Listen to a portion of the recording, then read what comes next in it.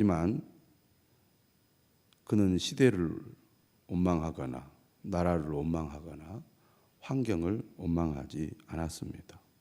탓을 하지 않았던 것이죠. 그는 매우 열악한 조건에서 살아야 했던 사람이지만 그러한 삶의 환경 때문에 절망하거나 좌절하거나 포기하지 않았습니다. 오히려 뜻을 정한 삶을 살았습니다. 그는 어떤 뜻을 정했습니까? 어떤 상황에서도 하나님을 신뢰하고 하나님의 말씀을 따라 살겠다고 결심을 했습니다. 어디에 있든지 무엇을 하든지 하나님을 믿고 살겠다는 결심을 그는 지키면서 살았습니다. 이런 척박한 환경 속에서도 그가 믿음으로 살 수 있었던 비결이 어디에 있었을까요? 바로 기도에 있었습니다. 우리가 6장 10절 말씀을 보면 다니엘은 하루에 3번씩 무릎을 꿇고 기도하며 하나님께 감사했다고 기록되어 있는 것을 보게 됩니다. 잠시 잠깐 하지 않았다는 것을 우리는 6장을 통해서 확인할 수가 있는데요. 날마다 항상 그는 하루에 3번씩 무릎을 꿇고 하나님께 기도를 드렸습니다. 그런데 그가 매일 3번 기도하는 것 때문에 다니엘의 삶에 결정적인 위기가 찾아왔죠. 다니엘이 그러한 삶을 살고 있다는 것을 주변의 사람들이 다 알고 있을 정도로 그의 기도의 삶은 철저했습니다. 그렇기 때문에 그를 시기 질투했던 주변의 관리들은 왕을 움직여서 30일 동안 왕 외에 어떤 신에게나 사람에게 기도하면 사자굴에 던져 넣는다는 금령을 제정하여 왕으로 하여금 반포하게 합니다. 다니엘은 이러한 상황이 벌어졌어도 타협을 하지 않죠. 왜 타협을 하지 않았을까요? 그는 그만큼 기도하는 삶이 그의 몸에 완전히 배어 있었다는 것이고, 하나님을 의지하는 삶은 그 어떤 상황에서도 포기할 수 없다는 믿음이 다니엘에게 있었기 때문입니다. 죽을 줄 알면서도 하나님께 기도하는 일을 포기하지 않았던 것이죠. 다니엘에게 있어서 기도는 생명처럼 귀한 것이고, 어떻게 보면 육신의 생명보다 하나님께 기도하는 것이 더 소중하다고 여겼기 때문이었을 것입니다. 그런 기도 때문에 사자굴에 던져졌죠. 하지만 하나님께서 기도하는 다윗을 지켜주셨습니다. 한마디로 말하면 그의 삶에 대역전이 일어난 것입니다. 믿음에 타협하지 않았기 때문에 하나님이 역사하셨다, 이렇게 우리가 생각할 수 있습니다. 그런 의미에서 우리가 기도할 수 있다는 것이 얼마나 감사한 일인가. 우리의 삶에도 다니엘처럼 어려운 상황이 많이 늘 생길 수밖에 없고, 또 내 삶은 왜 이렇게 힘들고 또 여러 가지 불행한 일들이 많이 닥칠까, 이렇게 생각할 수 있는데, 다니엘을 생각해 보면 다니엘은 그런 가운데서도 오히려 믿음을 굳게 가지지 않았습니까? 그 힘이 바로 기도에서 나왔다는 것을 생각해 보면 우리가 기도할 수 있다는 것이 정말 감사한 일이라는 겁니다. 특별히 기도한다고 감옥에 가거나 기도한다고 사형에 처하는 일이 없다는 것, 얼마나 감사한 일입니까? 다니엘은 기도하는 것 때문에 목숨을 잃을 뻔했습니다. 우리는 이러한 다니엘의 이 삶을 보면서 우리가 기도할 수 있는 자유, 기도할 수 있는 기회, 기도할 수 있는 은혜가 우리에게 주어졌다는 것은 복 중의 복이요, 감사의 제목이라고 하겠습니다. 오늘 우리가 새벽에 나와서 하나님 앞에 기도할 때 이러한 하나님의 은혜를 감사하는 저와 여러분들이 되시기를 바랍니다. 다니엘서는 크게 두 부분으로 나누어지죠. 1장부터 6장까지가 첫 번째 부분이고 7장부터 12장까지가 두 번째 부분입니다. 7장 오늘 본문의 말씀은 다니엘이 벨사살 왕 원년의 환상을 본 이야기를 그가 기록한 것입니다. 1절에 보면은 바벨론 벨사살 왕 원년에 그의 침상에서 꿈을 꾸었다고 되어 있습니다. 머릿속으로 환상을 받고 그 꿈을 기록한 내용이 오늘 본문입니다. 오늘 본문은 그 꿈의 내용을 소개하고 있고 내일 본문은 그 꿈에 대한 해석을 기록하고 있습니다. 오늘 본문 내용을 보면 2절이죠. 2절에 보면 하늘의 네 바람이 큰 바다로 몰려 불었다고 되어 있습니다. 네 바람이란 것은 동서남북을 가리키고 동서남북에서 큰 이 바람이 불어서 바다로 몰렸다는 것은 온 세상에서 거대한 바람이 불어와서 바다를 뒤흔들었다는 말입니다. 우리가 평소에 큰 바다를 보면 두려움을 느끼지 않습니까? 바다 하면 인간이 결코 정복할 수 없는 거대하고 또 혼란스러운 혼돈의 장소로 여겨집니다. 그런데 구약에 보면 이 큰 바다는 무엇을 상징하고 있느냐면 하나님을 대적하는 혼돈의 세력을 상징했습니다. 특히 이제 이처럼 이 묵시문학과 관련된 글들은 더더욱 이런 상징적인 표현들을 많이 사용하고 상징적인 이 장소나 또 이 사물을 사용하는데 큰 바다는 하나님을 대적하는 세력들이 있는 곳 이렇게 상징을 한다고 하겠습니다. 근데 여기에서 누가 지금 등장을 합니까? 3절에 보니까 큰 짐승 넷이 바다에서 나옵니다. 그런데 그 모양을 보니까 각각 달랐다는 것이죠. 이 네 짐승이 어떤 짐승입니까? 4절에 보니까 첫째는 사자와 같고 둘째는 곰과 같고 셋째는 표범과 같고 넷째는 구체적으로 어떤 짐승이라고 설명을 하지 않은 그 이름을 말하지 않는데 그 넷째 짐승의 특징은 이렇게 얘기하죠. 무섭고 놀라우며 또 매우 강하다. 다시 말하면 첫째, 둘째, 셋째와는 비교할 수 없는 아주 크고 무서운 짐승이라고 소개를 하고 있습니다. 그러면 이 짐승은 무엇을 가리키느냐?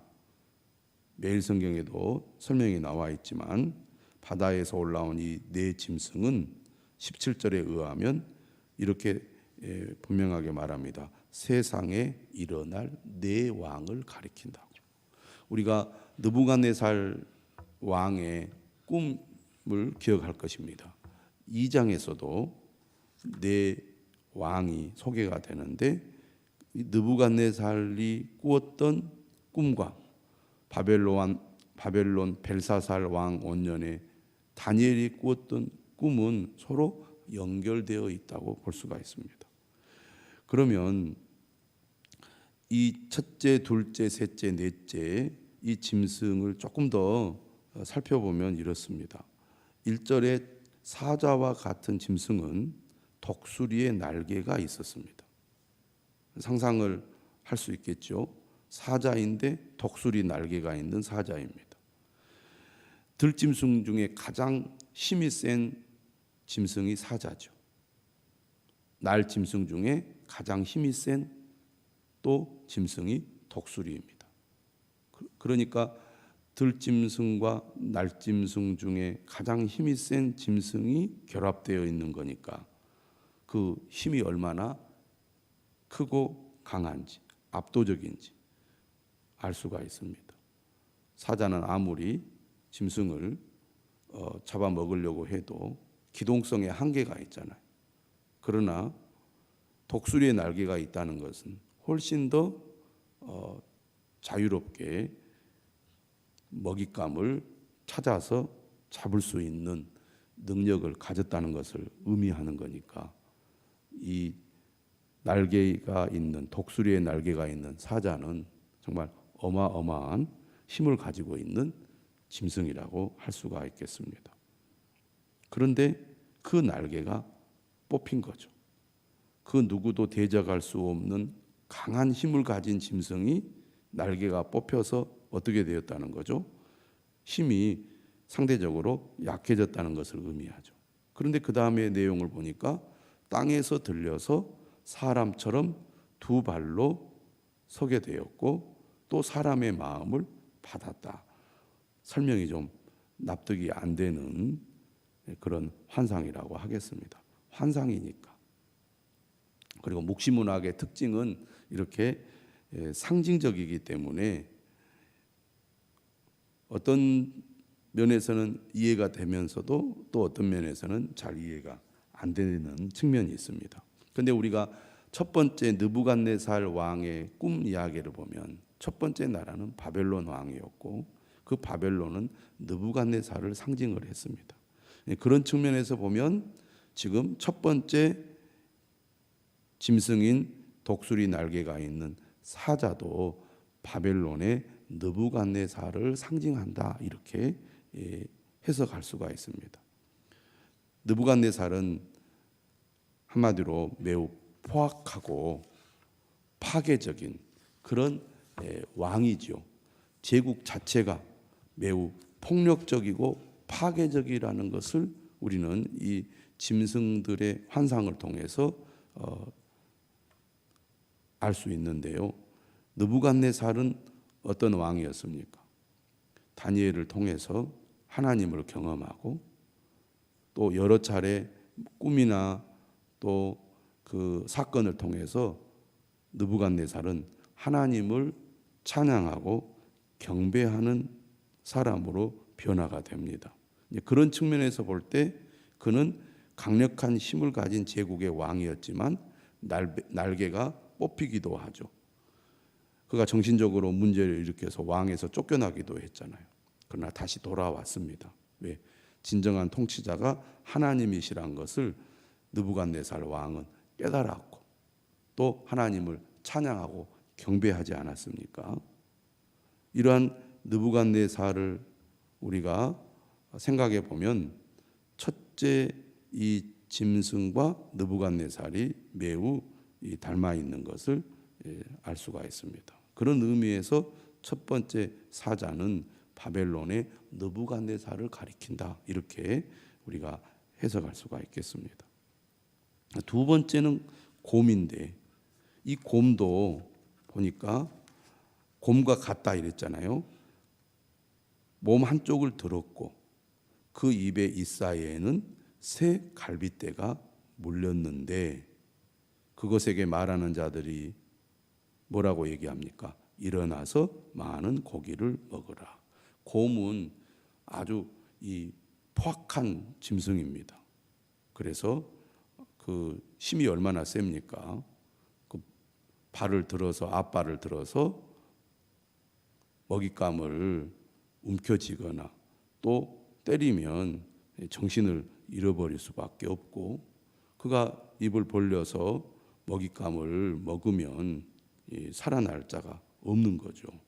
그래서 이 갈빗대가 다 부서지고 온몸이 찢기는 상태가 된다는 것입니다. 그만큼 곰의 그 난폭한 모습을 설명하고 있다고 하겠습니다. 사자든지 곰이든지 짐승들은 인간의 그 입장에서 볼 때는 좀 두려운 존재고 매우 포악하고 야만적인 존재잖아요. 여기서 말하는 이 네 나라의 상징은 이처럼 당시 세계의 이 강대국 제국들의 특징이 힘없는 백성들이나 민족들에게는 매우 폭력적이고 파괴적인 존재로서 아무 힘없이 당할 수밖에 없는,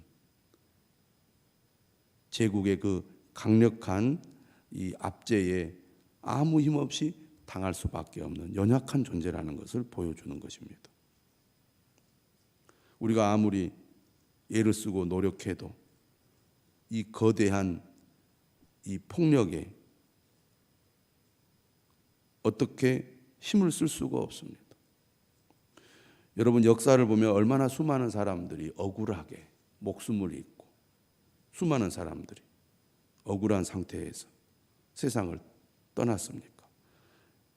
근현대사에 이르기까지 폭력적인 권력에 의하여 힘없는 백성들이 목숨을 잃고 가족이, 집안이, 마을이, 지역이 완전히 사라지는 그런 일들이 지금까지도 있어 왔습니다. 이처럼 일개 개인은 거대한 조직과 권력 앞에서 아무것도 할 수 없는 매우 연약한 존재라는 겁니다. 고대 사회로 갈수록 인간은 얼마나 더 나약하고 이러한 그 폭력 앞에 무력한 존재였겠습니까? 이 짐승의 이 환상이 그것을 잘 보여준다고 하겠습니다. 6절에 보면 세 번째 짐승 표범이 나오죠. 표범은 사자보다는 약한 짐승입니다. 그런데 등에 또 날개가 있는데 새의 날개가 넷이 있다고 되어 있어요. 그런데 이 날개도 첫 번째 나오는 독수리의 날개보다는 작은 날개라고 하겠습니다. 그런데 이 세 번째 표범의 특징은 머리가 넷이 있고 권세를 받았다고 되어 있습니다. 첫 번째 짐승보다는 약하지만 이 짐승 역시 포악한 매우 무서운 짐승이라고 하겠죠. 그런데 이러한 세 짐승과는 비교가 안 되는 네 번째 짐승이 7절 이하에 나옵니다. 얼마나 그가 강하고 무서운지 쇠로 된 큰 이빨을 가지고 있어요. 쇠로 된 큰 이빨을 가지고 있어서 먹고 부서뜨리고 나머지는 발로 밟았다 그랬습니다. 그래서 7절 하반절은 어떻게 표현을 합니까? 이 짐승은 전의 모든 짐승과 다르다고, 또 10뿔이 있는 무서운 짐승이라고 소개를 합니다. 그런데 그 짐승의 뿔을 자세히 보니까 그 가운데 다른 작은 뿔이 그 사이에서 나와가지고 첫 번째 뿔 중에 셋을 뿌리까지 뽑아버려요. 그런데 그 작은 뿔을 보니까 사람의 눈 같은 눈들이 있고 또 입이 있어서 큰 말을 하고 있는 거예요. 그러니까 무엇인가를 지금 상징하는 표현이라고 하겠습니다. 그러면 이 넷째 짐승은 어느 시대를 가리키고 어떤 왕을 가리키느냐에 대한 또 해석이 분분합니다. 중요한 것은 갈수록 더 포악하고 폭력적인 나라가 일어나서 세상을 지배하고 사람들을 고통으로 몰아넣는다는 것이죠. 그런데 이처럼 세상은 이런 강력한 제국, 이런 권력, 폭력적인 사람들에 의해서 이 세상이 통치되고 있는 것처럼 보이지만 9절 이하의 말씀은 무엇을 얘기합니까?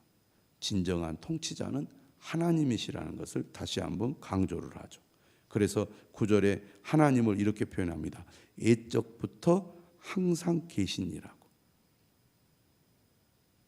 제국이 있기 전부터 하나님은 존재하고 계셨고, 제국이 힘을 강하게 발휘할 때도 하나님은 여전히 계시는데, 비록 세상은 제국이 통치하는 것처럼 보이지만 그 제국은 영원하지 않고 결국 사자도 무너지고 곰도 무너지고 표범도 무너지고 무섭고 놀라운 네 번째 짐승도 무너지는데 그것은 바로 옛적부터 항상 계신 이가 심판을 베풀기 때문이라고 10절 끝부분은 말씀하고 있고요. 11절에 보면 이 작은 뿔이 죽임을 당할 거라고. 작은 뿔이 말하는 큰 목소리로 말미암아 주목하여 보는 사이에 짐승이 죽임을 당한다. 그러니까 여기서 짐승은 넷째 짐승을 가리키는 겁니다. 강력한 짐승이 죽임을 당하는데 타오르는 불에 던져지는 환상을 지금 다니엘이 보았다는 얘기죠. 그리고 그 남은 짐승들도 그의 권세를 빼앗겠다는 거죠. 생명은 보존되지만 그들 역시 정한 시기가 이르기까지 기다리고 있다는 얘기를 하고 있습니다. 결국 무엇을 얘기합니까? 아무리 강하고 힘이 센 이 제국이 세상을 통치하고 있는 것처럼 보이지만 이 모든 것을 주관하시는 분은 하나님이시라는 것입니다. 그리고 13절에 뭐라고 얘기합니까? 환상 중에 무엇을 봅니까? 인자 같은 이가 하늘 구름을 타고 오는 환상을 봅니다. 그가 항상 계시니, 옛적부터 항상 계시니 하나님께 나아가게 되는데, 하나님께서 이 인자 같은 이에게 권세와 영광과 나라를 주었다는 것이죠. 그런데 그 나라가 영원한 권세라고 말하고 있습니다. 다시 말하면 세상의 나라는 결국 망하지만 하나님의 나라, 인자에 의해서 세워지는 하나님의 나라는 영원하게 될 것이다. 이것이 다니엘이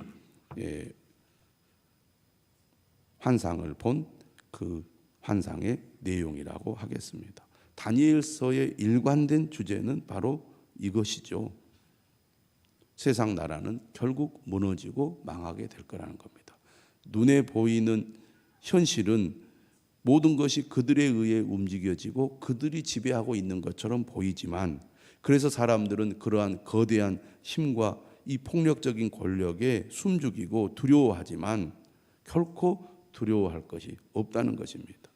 그들은 결국 망한다는 거죠.